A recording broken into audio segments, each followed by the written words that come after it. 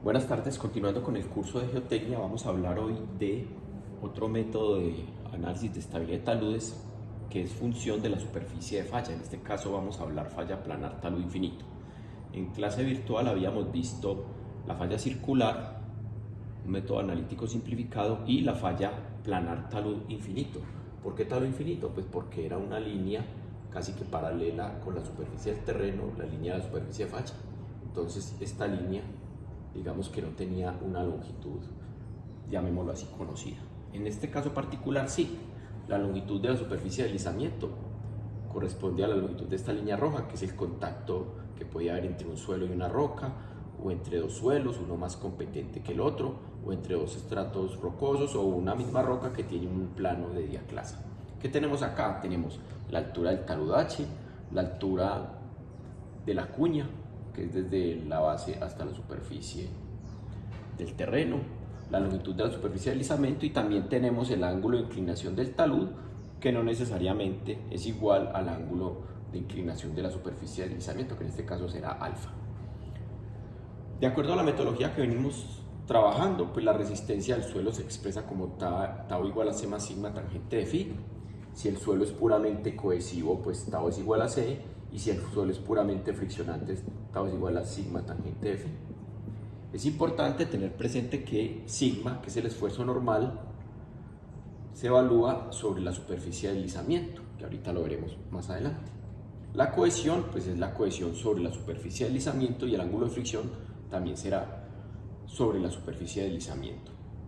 Entonces vamos a sacar este triángulo, que es la cuña inestable, y vamos a evaluarla aquí a continuación. Entonces en esa cuña hay una serie de elementos: el peso W, que estará ubicado en el centro de gravedad de la figura.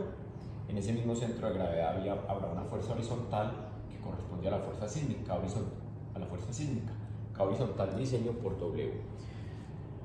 Al igual que en el caso de la falla planar talud infinito, debemos descomponer esas fuerzas en sus componentes perpendiculares y paralelas a la superficie de falla.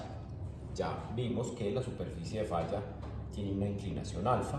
Por tal motivo, la componente vertical, sabiendo que esto es alfa, será igual a W coseno de alfa, y la componente paralela a la superficie será W seno de alfa. Entonces aquí ya me quedó descompuesto la fuerza W en una fuerza perpendicular a la superficie y en una fuerza paralela. De igual forma lo haremos con esta fuerza horizontal.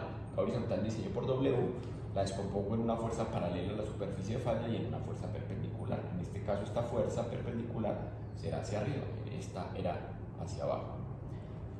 ¿Qué tenemos acá entonces? Que la componente vertical o perpendicular a la superficie de deslizamiento será igual a K horizontal de diseño por W por seno de alfa, y la componente paralela a la superficie del deslizamiento será K horizontal de diseño por W por coseno de alfa.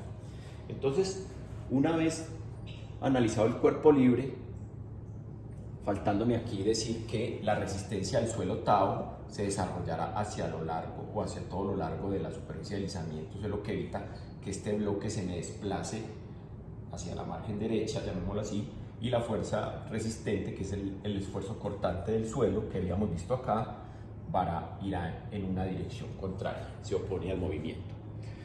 Con esas definiciones, entonces podemos decir que las fuerzas resistentes serán igual a la cohesión que actúa a lo largo de la superficie de deslizamiento, que la voy a llamar L.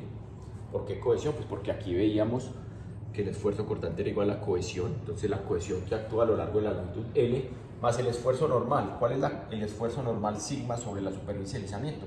Pues será la componente perpendicular al plano, que en este caso será W coseno de alfa por tangente de phi.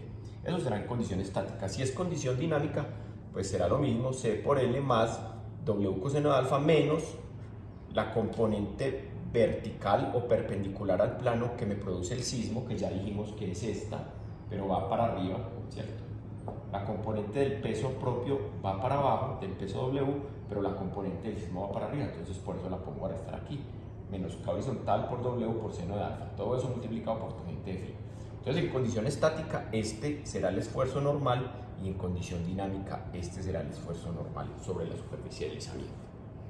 ¿Cuáles serán las fuerzas actuantes? Las que favorecen el movimiento. En la condición estática, pues será única y exclusivamente W seno de alfa, que es este vector o esta componente paralela al plano.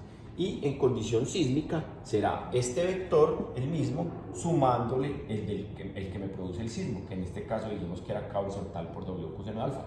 Ambas direcciones de estas componentes son en el sentido del movimiento, entonces por eso se están sumando. Aquí estuve restando porque esta dirección era hacia arriba. Entonces ya podemos calcular el factor de seguridad. El factor de seguridad es igual a fuerzas resistentes sobre fuerzas actuantes.